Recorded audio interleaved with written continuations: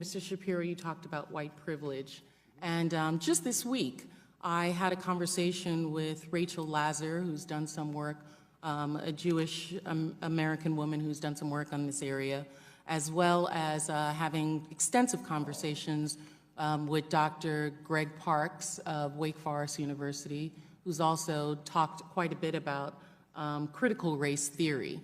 And it's my understanding that white privilege is not telling individuals that they cannot speak, but it is a term for societal privilege that individuals have as a benefit of their white skin. And I don't think that, and I think universities would be remiss to then say that because you're white, you're not allowed to say anything that's critical of white people. I didn't know that white privilege actually went into that sphere. My understanding is it's just, and the issue is. Today we're breaking down an intense discussion involving Ben Shapiro as he responds to accusations of racism and unpacks the concept of white privilege. If you're curious about this topic or want to understand the arguments, stick around. I'll summarize the key points in 10 takeaways. Let's dive in. To me, what I say on campuses all the time is if you want to cite instances of racism that we can all find and fight together, that's something that I'm more than willing to stand next to you and fight, because that's obviously stuff that we should fight together. But when you just say that there is a white privilege out there in the ether and that by dint of birth your skin color generates for you an advantage, what you're really saying to people is that your view is less valuable because you have not experienced what I've experienced. And that is an identity argument, that's a character argument, that's not a rational political argument that can actually be taken on in any way. It's more of a...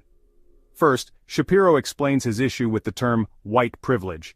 He criticizes how it can be used to silence opposing viewpoints.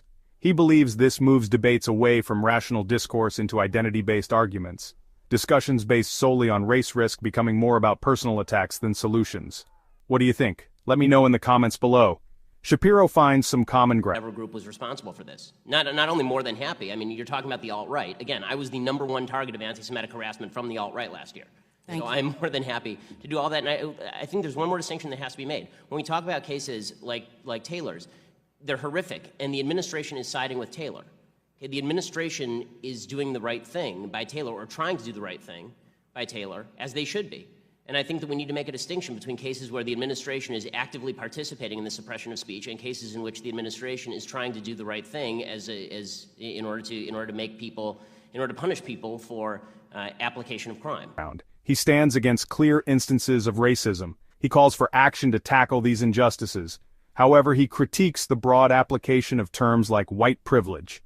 If you're finding this insightful, hit that subscribe button and join our community. I bring you in-depth analysis every week, so don't miss out.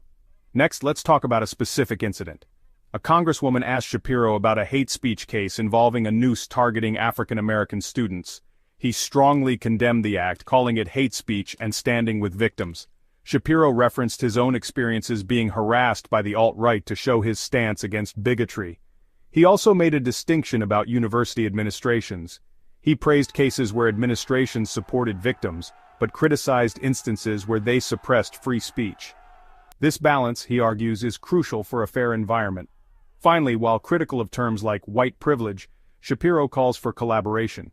He emphasizes addressing specific cases of racism together. The goal?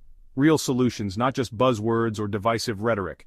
So there you have it. Whether you agree or disagree, it's clear this discussion sparks strong opinions and deep conversations. Let me know your thoughts in the comments. And hey, if you enjoyed this breakdown, don't forget to like, subscribe, and hit that notification bell so you never miss an update. Thanks for tuning in, and I'll see you in the next video.